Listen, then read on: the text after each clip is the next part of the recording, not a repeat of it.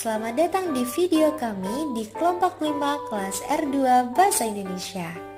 Seperti pada judulnya, kami akan membahas tentang karya tulis ilmiah dan kita akan membahas lebih tuntas nih tentang karya tulis ilmiah. Sebelum itu, aku mau ngeramal nih. Aku ramal, teman-teman yang lagi nonton video ini pastinya lagi ada tugas dari Pak Guru atau Bu Guru tentang karya tulis ilmiah kan ya. Oke, buat kalian yang gak sabar banget untuk belajar bareng kita tentang karya tulis ilmiah, sabi banget loh untuk menyimak video kami sampai akhir ya. Tapi sebelum itu aku mau ngenalin rekan-rekan anggota kelompok 5. Yang pertama ada Kak Dia Pratama, selanjutnya ada Kak Maharani Sheila Zamfara, yang ketiga ada Kak Giovanni Irfan Handinata, selanjutnya ada Kak Davi Marta Dharmaka 3, selanjutnya ada Kak Khofifah Indra Suarinur, yang selanjutnya ada Kak Cindy Yunitasari, dan yang terakhir ada aku sendiri dengan Kak Rizky Amelia Firdaus. Oke, udah pada kenalan kan? Selanjutnya, biar gak hilang arah nih, kita akan membagi pembahasan kita menjadi 4 bagian. Yang pertama ada pengertian KTI, yang kedua ada jenis dan bagian KTI, yang ketiga ada teknik pembuatan dan membaca KTI, dan yang terakhir ada 3 pilar ilmu dalam KTI. Apa sih KTI? Oke, aku kasih tahu dulu ya ke kalian. KTI itu sebenarnya adalah kepanjangan dari karya tulis ilmiah. Jadi K yaitu karya, T adalah tulis, dan I adalah ilmiah. Oke, udah siap banget nih kayaknya. Oke, kita langsung lanjut ke pembahasan pertama ya. Check it out. Materi yang pertama yaitu pengertian karya tulis ilmiah. Apa sih karya tulis ilmiah itu? Karya tulis ilmiah merupakan karya tulis yang dibuat untuk memecahkan suatu permasalahan dengan landasan teori dan metode-metode ilmiah. Biasanya, karya ilmiah berisikan data, fakta, dan solusi mengenai suatu masalah yang diangkat. Penulisan karya ilmiah dilakukan secara runtut dan sistematis. Adapun pengertian lain dari karya tulis ilmiah adalah suatu karya tulis yang disusun berdasarkan pendekatan metode ilmiah atau aplikasi dari metode ilmiah yang ditujukan untuk kelompok pembaca tertentu dan disajikan dengan menggunakan format tertentu yang baku. Menyusun suatu karya tulis ilmiah bukanlah suatu pekerjaan yang mudah dan sederhana. Di samping penulis harus menguasai keterampilan dan pengetahuan bahasa yang baik dan benar, diperlukan pula pemahaman kaidah-kaidah penulisan ilmiah dan persyaratannya, serta penulis harus mampu pula menyajikannya dengan menggunakan format tertentu yang sudah baku. Karya tulis ilmiah berupaya mengungkapkan secara jelas dan tepat mengenai masalah yang dikaji. Kerangka pemikiran dibuat untuk mendekati pemecahan masalah, mengapa dan bagaimana studi dilaksanakan untuk memecahkan masalah, serta pembahasan hasil maupun implikasinya. Oleh karena itu, karya tulis ilmiah harus disusun secara logis dan terperinci, berupa uraian teoritis maupun uraian empiris.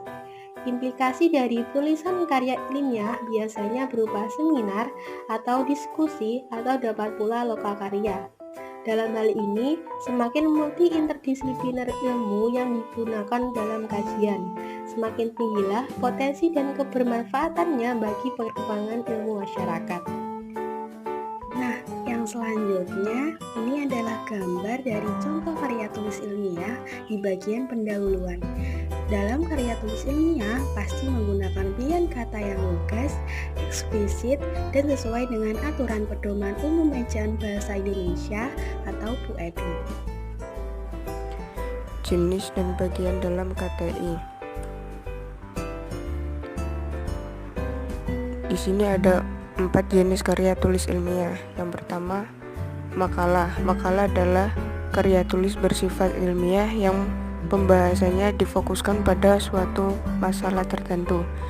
telah melalui proses penelitian, observasi, dan riset lapangan secara benar dan aktual.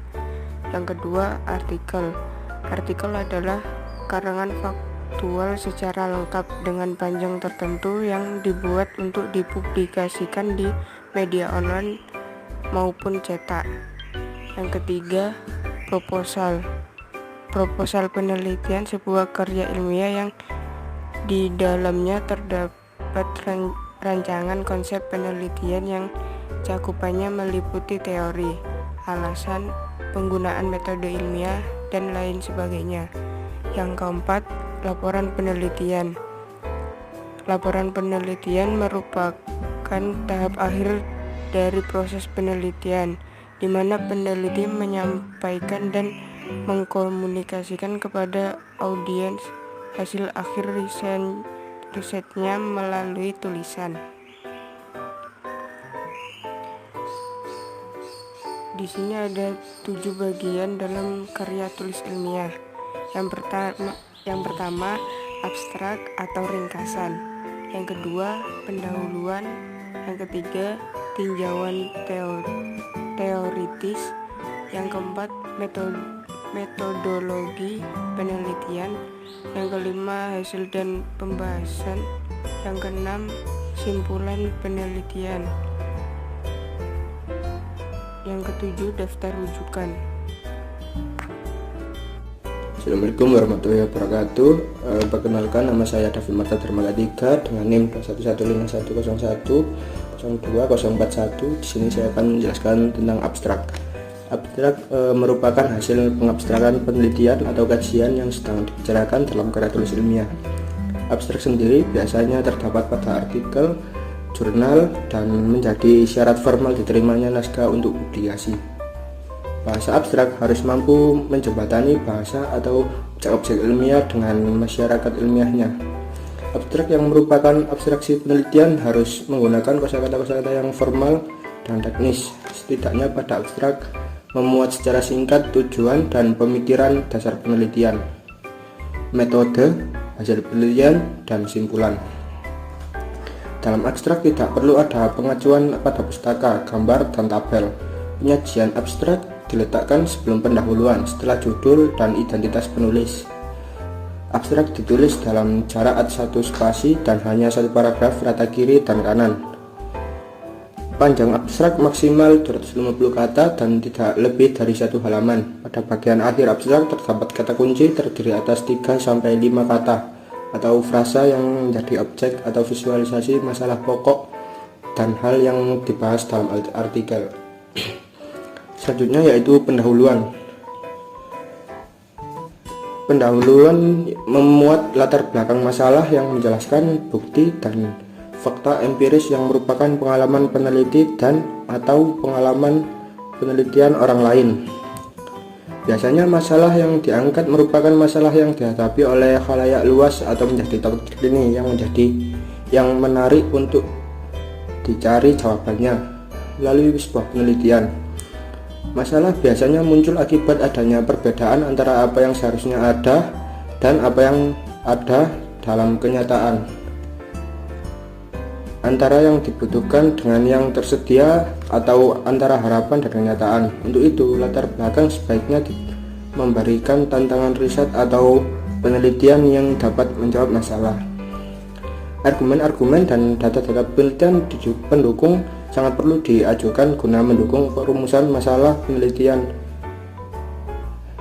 Selain itu juga tujuan penelitian terdapat pada pendahuluan yang menjelaskan target atau capaian penelitian, dan yang terakhir yaitu manfaat penelitian yang mampu menyentuh ranah teoritis dan praktis. Selanjutnya setelah pendahuluan yaitu ada tinjauan teoritis atau yang disebut pula dengan tinjauan pustaka atau kajian pustaka. Tinjauan teoritis yaitu bagian karya tulis ilmiah yang khususnya menerangkan teori-teori yang digunakan dan mendukung penelitian. Bagian ini adalah bagian yang amat penting dan menjadi penentu kejelasan penelitian. Perumusan definisi operasional juga tidak dapat terlepas dari bagian ini. Karya tulis ilmiah yang merupakan uraian atau laporan deskriptif terkait kegiatan ilmiah harus bertitik pangkal pada khasanah ilmu pengetahuan. Oleh karena itu, penelitian harus berangkat dari pengkajian teoritis berdasarkan fakta dan data, dikembangkan secara teoritis sistematis melalui metode-metode yang tepat, dan harus berpotensi memperkaya teori-teori yang ada. Semakin banyak teori relevan yang digunakan sebagai dasar berpijak, semakin mantap penelitian tersebut dilakukan. Dan yang selanjutnya yaitu ada metodologi. Penelitian adalah serangkaian langkah-langkah atau tahapan terkait proses atau cara yang digunakan untuk mendapatkan data-data penelitian sekaligus menganalisis secara teoritis data penelitian. Metodologi penelitian harus mampu mencerminkan pendekatan yang digunakan dalam penelitian. Pendekatan dapat ditulis baik secara eksplisit maupun implisit. Dalam bagian ini setidaknya mencakup yaitu yang pertama rancangan penelitian, yang kedua ruang lingkup atau sasaran atau objek penelitian, yang ketiga data dan sumber, yang keempat prosedur pengumpulan data, yang kelima teknis analisis, dan yang keenam terakhir instrumen penelitian. Dalam bagian ini sudah tidak perlu lagi menjelaskan secara teoritis jenis atau teknik-teknik tertentu, melainkan langsung memaparkan secara teknis langkah-langkah atau tahapan dalam penelitian. Untuk itu, penulis harus menghindari adanya kutipan dalam bagian metodologi penelitian. Sekian dari saya, selanjutnya akan dilanjutkan oleh rekan saya. Terima kasih. Baik, terima kasih atas kesempatannya. Di sini saya akan menjelaskan bagian dari karya tulis ilmiah. Yang pertama ada hasil dan pembahasan, yang kedua simpulan penelitian atau kesimpulan, dan yang terakhir daftar rujukan atau daftar pustaka. Yang pertama hasil dan pembahasan. Hasil merupakan bagian karya tulis ilmiah yang menyajikan data dari permasalahan yang diangkat. Sedangkan pembahasan merupakan bagian yang menyajikan hasil kajian dan analisis data. Nah, data-data yang terdapat pada hasil pembahasan tersebut diperoleh melalui penelitian yang dilakukan oleh penulis, yaitu berdasarkan fakta. Yang kedua, simpulan penelitian atau kesimpulan. Simpulan merupakan jawaban dari rumusan masalah dan memenuhi harapan yang tertera dalam tujuan. Simpulan berbeda dengan ringkasan. Simpulan adalah hasil dari aktivitas menyimpulkan atau yang disimpulkan. Sedangkan ringkasan adalah penyajian karangan dalam bentuk yang lebih singkat dengan tetap mempertahankan diksi dan bagian-bagian karangan. Yang terakhir ada daftar rujukan. Daftar rujukan atau sering disebut juga daftar pustaka atau daftar referensi merupakan bagian akhir dari karya tulis ilmiah yang menjadi bukti atas aktivitas keilmiahan penulis. Bagian ini berisi artikel-artikel atau buku-buku, jurnal, catatan ilmiah, makalah yang dijadikan rujukan untuk karya tulis ilmiah ini. Pembahasan selanjutnya adalah hakikat, teknik pembuatan, dan teknik membaca dalam karya ini. Hakikat menulis. Menulis merupakan sebuah aktivitas yang kompleks yang melibatkan aktivitas kognitif kreatif. Dalam pembahasan ini akan dibahas hakikat menulis sebagai produk dan hakikat menulis sebagai proses kreatif. Yang pertama, menulis sebagai produk. Menulis sebagai produk bermakna hasil dari aktivitas menulis itu sendiri yang berupa tulisan atau teks. Tulisan ialah sebuah ungkapan ide, gagasan, pemikiran melalui proses berpikir kritis kreatif dengan kaidah-kaidah gramatika. Menulis sebagai produk berfokus pada hasil akhir, yakni teks yang jauh dari kekeliruan dan kesalahan. Selanjutnya, menulis sebagai proses kreatif. Menulis sebagai proses kreatif memiliki makna bahwa menulis merupakan sebuah aktivitas berpikir atau bernalar. Penulis yang mampu mengorganisir daya naranya dengan baik, pastilah mampu menulis dengan baik pula. yang lebih mengemukakan bahwa benar merupakan dasar dalam kegiatan menulis. Menulis merupakan aktivitas produktif sekaligus kreatif. Melalui aktivitas produktif kreatif, kalimat-kalimat diciptakan dan dirangkai hingga mencerminkan sebuah gagasan yang utuh. Selanjutnya, teknik pembuatan KTI. Yang pertama, perencanaan penulisan karya ilmiah. Merupakan tahap awal di mana penulis menentukan topik, mengkaji topik hingga sampai bab akhir dari KTI. Yang kedua, penyusunan kerangka karangan. Merupakan tahap menulis inti dari KTI yang akan ditulis yang nantinya akan dikembangkan. Tahap ini juga dapat membuat penulis tidak lupa pada inti kajiannya. Yang terakhir ada pengembangan tulisan. Merupakan tahap yang akan mengembangkan kajian dari tahap sebelumnya sekaligus tahap penyelesaian dari menulis KTI. Selanjutnya, tips menghindari plagiarisme. Beberapa hal dapat dilakukan untuk menghindari aktivitas plagiarisme sebagai berikut. Penulis hendaknya menguasai keterampilan berbahasa. Penulis harus menguasai teknik pengutipan dengan baik. Penulis perlu memperkaya bahan bacaan yang ditahrir. Penulis harus memiliki sikap jujur dan bertanggung jawab atas hal yang ditulisnya. Penulis dapat tetap menggunakan teknik parafrase dengan wajib menuliskan sumber rujukan. Sebelum mengirimkan karya tulis ilmiahnya, peneliti dapat mengecek tingkat plagiarisme. Yang terakhir, penggunaan aplikasi Zotero, EndNote, dan aplikasi sejenis untuk pengelolaan setiran dan daftar pustaka. Teknik membaca. Secara umum, seorang mahasiswa harus menguasai dua teknik membaca, yakni membaca cepat dan membaca kritis. Dalam membaca cepat, terdapat dua teknik yang dapat dilakukan, yaitu skimming dan scanning. Sedangkan teknik yang dapat digunakan dalam membaca kritis ialah teknik KWLH dan juga teknik membaca SQ3R. Teknik membaca skimming. Teknik ini membutuhkan kemampuan untuk menemukan kalimat yang kiranya dirasa penting dan merupakan inti dari kajian tersebut. Teknik membaca scanning, teknik membaca cepat yang bertujuan untuk menemukan informasi-informasi atas konsep yang bersifat khusus, seperti tanggal lahir dan nomor telepon. Teknik membaca KWLH. Pembaca harus tahu apa yang telah diketahui, apa yang diinginkan, apa info yang didapat, dan mencari tahu hal yang belum didapatkan. Teknik membaca SQ3R. Pembaca akan meninjau bacaan lalu timbul pertanyaan yang dilanjutkan dengan membaca dan peninjauan kembali kajian tersebut. Selanjutnya, membaca karya ilmiah ada 4. Yang pertama, membaca abstrak terlebih dahulu untuk mengembangkan pengetahuan umum pembaca. Yang kedua, mengidentifikasi struktur karya ilmiah.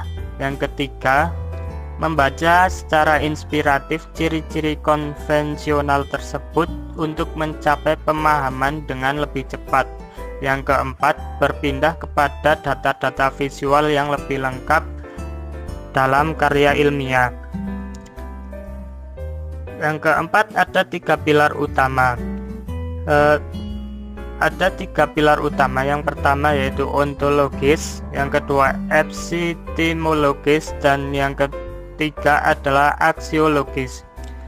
Ontologi adalah cabang fundamental dari filsafat yang senantiasa mempelajari ada atau tidak ada sesuatu hal, dan terlebih lagi bagaimana benda-benda yang Anda berhubungan satu sama lain. Epistemologis, ilmu pengetahuan yang mempelajari secara kritis, normatif, dan evaluatif mengenai proses bagaimana pengetahuan diperoleh oleh manusia. Yang terakhir ada aksiologis, cabang ilmu filsafat yang mempelajari tentang tujuan ilmu pengetahuan dan bagaimana manusia menggunakan ilmu tersebut. Wah, udah sampai akhir aja nih. Terima kasih ya bagi teman-teman yang udah mau menyimak video kami dari awal sampai akhir. Tapi sabar dulu dong, aku mau merangkum semua keterangan-keterangan dari rekan-rekan aku dari awal sampai akhir. Yang pertama ada pengertian KTI. KTI merupakan karya tulis yang dibuat untuk memecahkan suatu permasalahan dengan landasan teori dan metode-metode ilmiah. Nah, dalam karya tulis ilmiah pasti menggunakan pilihan kata yang lugas, eksplisit, dan sesuai dengan aturan pedoman umum ejaan bahasa Indonesia atau yang disebut dengan PUEBI. Selanjutnya, tadi sudah membahas tentang jenis dan bagian dalam KTI. Terdapat jenis dalam karya tulis ilmiah, yaitu makalah, artikel, proposal penelitian, dan juga laporan penelitian. Semua jenis itu memiliki susunan yang berbeda-beda, tetapi ketika kita mengambil secara umum, terdapat intisari dari bagian-bagian tersebut. Yang pertama ada abstrak atau ringkasan, yang kedua ada pendahuluan, yang ketiga ada tinjauan teoritis, selanjutnya ada metodologi penelitian, yang kelima hasil dan pembahasan, yang keenam simpulan penelitian, dan yang terakhir ada daftar rujukan. Selanjutnya, kita juga sudah membahas tentang teknik pembuatan KTI. Yang pertama ada tahap perencanaan penulisan KTI, merupakan tahap awal di mana penulis menentukan topik, mengkaji topik, hingga sampai bab akhir dari KTI. Yang kedua ada penyusunan kerangka karangan, merupakan tahap menulis inti dari KTI yang akan ditulis, yang nantinya akan dikembangkan. Tahap ini juga dapat membuat penulis tidak lupa pada inti kajiannya. Oke, next kita punya pengembangan tulisan, merupakan tahap yang akan mengembangkan kajian dari tahap sebelumnya, sekaligus merupakan tahap penyelesaian dari menulis KTI. Kami dari kelompok 5 juga sudah membuat tips menghindari plagiarisme dan juga teknik membaca dalam setiap artikel. Tetapi kami juga sudah mencantumkan membaca karya ilmiah nih.